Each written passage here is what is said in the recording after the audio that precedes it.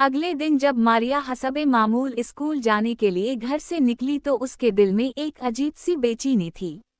वो अपनी माँ को कुछ बताने की हिम्मत नहीं कर पा रही थी।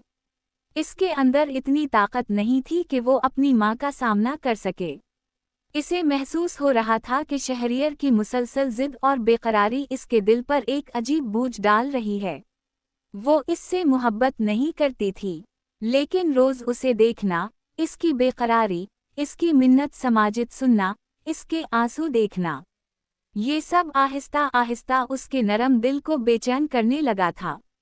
और यही ख्याल उसे खौफजदा करने लगा था। उसने दिल ही दिल में फैसला कर लिया कि इस मसले का सिर्फ एक ही हल है, वो यहाँ से चली जाएगी। उसी दिन छुट्टी के बाद वो सीधी ज़िले महकमा तालीम के दफ्तर गई। इसने दरखास्त लिखी कि उसका तबादला किसी दूसरे इलाके में कर दिया जाए। साथ ही बीमारी की वजह से 15 दिन की छुट्टी की दरखास्त भी जुमा करा दी। चंद रस्मी कार्रवाइयों के बाद इसकी 15 दिन की छुट्टी मंजूर हो गई और तबादले की दरखास्त भी कबूल कर ली गई।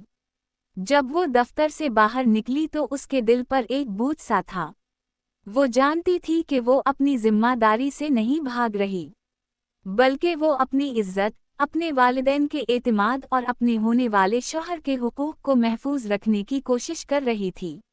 जैसे ही उसकी माँ को ये बात मालूम हुई, उनका चेहरा जर्द पड़ गया।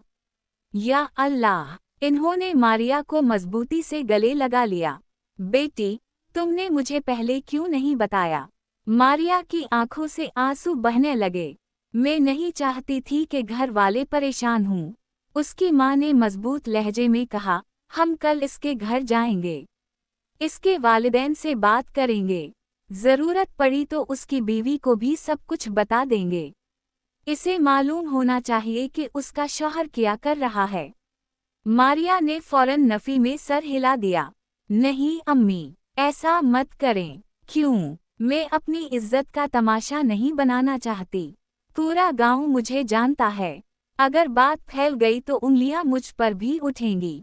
वो चंद लम्हे खामोश रही, फिर आहिस्ता से बोली, बस एक हफ्ते के अंदर मेरी शादी कर दें। इसके बाद वो कुछ नहीं कर सकेगा। मारिया की माँ ने आह भरते हुए कहा, बस एक हफ्ते में उसकी शादी हो जाए। इसकी तबीयत पहले जैसी नहीं रही। इसकी दिली ख्वाहिश है कि वो अपनी आंखों से अपने बेटे की शादी देखे। ये सुनकर मारिया की माँ ने एक लम्हे के लिए अपनी बेटी को देखा। पहली बार मारिया की आंखों में सुकून की हल्की सी झलक नजर आई। उसकी माँ ने दिल की गहराइयों से अल्लाह का शुक्र अदा किया और मुस्कुराते हुए बोली, अगर यही अल्लाह की मर्जी है तो हमें भी मंजूर है। इंशा अल्लाह, एक हफ्ते में जितनी तैयारी हो सकेगी, हम कर लेंगे। यूं एक हफ्ते बाद शादी की तारीख तय हो गई और मारिया को पहली बार महसूस हुआ कि शायद अल्लाह ने इसके लिए कोई रास्ता खोल दिया है। मारिया की 15 दिन की छुट्टी ने शहरियर को पागल कर दिया था। वो दिन में बेशुमार मर्तबा उसे फ़ोन करता, हर बार एक ही जवाब मिलता, फ़ी अलहाल नंबर बंद है। फिर वो उसे पैगामात भेजता, तुम स्कूल क्यों नहीं जा रही? मैं ये जानने के लिए बेचैन हो रहा हूँ। फिर उसने एक औरत से आहिस्ता से कहा, जाओ, मालूम करो कि मारिया स्कूल क्यों नहीं जा रही। इसका फ़ोन भी बंद है, किसी को ज़रा भी शक नहीं होना चाहिए। औरत ने सर हिलाया और अगले दिन मारिया के मोहल्ले की तरफ चल पड़ी। कभी किसी पड़ोसन के घर पानी पीने के बहाने, कभी दूसरी औरतों से बातों बातों में। चंद घंटों बाद वो वापस सहन में आई। छोटे साहब, हाँ, मारिया की शादी हो रही है। शहरियर के चेहरे का रंग बदल गया। औरत ने अपनी बात मुकम्मल की। शादी में सिर्फ 3 दिन बाकी हैं। ये सुनते ही उसे ऐसा लगा जैसे इसके अंदर कुछ टूट गया हो। इसने मेज पर रखा गलदान उठाया और जोर से फर्श पर दे मारा। शीशे के टुकड़े पूरे कमरे में बिखर गए। इसकी सांसें भारी होने लगें। नहीं, इसने लरजती हुई आवाज में कहा, ऐसा नहीं होगा। आधी रात के बाद घर के एक छोटे से कमरे में मारिया अपनी 2 छोटी बहनों और भाई के साथ सो रही थी। आधी रात गुजर चुकी थी। अचानक घर के पिछले हिस्से से हल्की सी आवाज आई। चंद साए खामोशी से दीवारों की ओट से अंदर दाखिल हुए। चारों तरफ गहरी खामोशी थी। किसी ने आहिस्ता से कमरे का दरवाज़ा खोला। मारिया को कुछ महसूस हुआ तो उसने आंखें खोलने की कोशिश की, लेकिन उसी लम्हे एक कपड़ा इसके चेहरे पर रख दिया गया। वो बुरी तरह कांपने लगी और हाथ पाँव मारने लगी। इसके मुंह से एक दबी हुई चीख निकली, लेकिन चंद ही लम्हों में इसकी ताकत जवाब देने लगी। इसकी पलकें बोझल होने लगीं और फिर हर तरफ अंधेरा छा गया। कमरे में सोए हुए बच्चे गहरी नींद में थे। इन्हें कुछ खबर न हुई कि उनकी बहन को उनसे जुदा कर दिया गया है।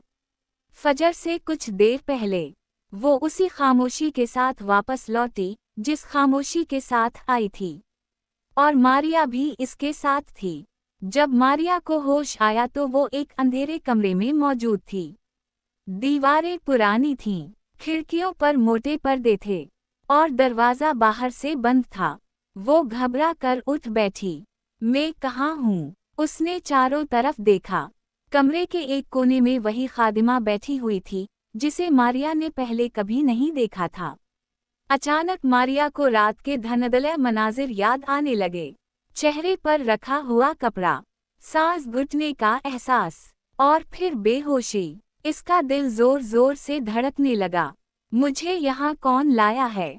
वो पूरी कुव्वत से दरवाजे की तरफ बढ़ी और जोर जोर से दरवाज़ा पीटने लगी। कोई है, दरवाज़ा खोलो, मुझे जाने दो। इसकी चीखें वीरान इमारत की दीवारों से टकरा कर वापस आ रही थीं, मगर बाहर से कोई जवाब नहीं दे रहा था। सिर्फ एक खौफनाक खामोशी थी जो आहिस्ता आहिस्ता उसके दिल में उतरती जा रही थी। जारी है।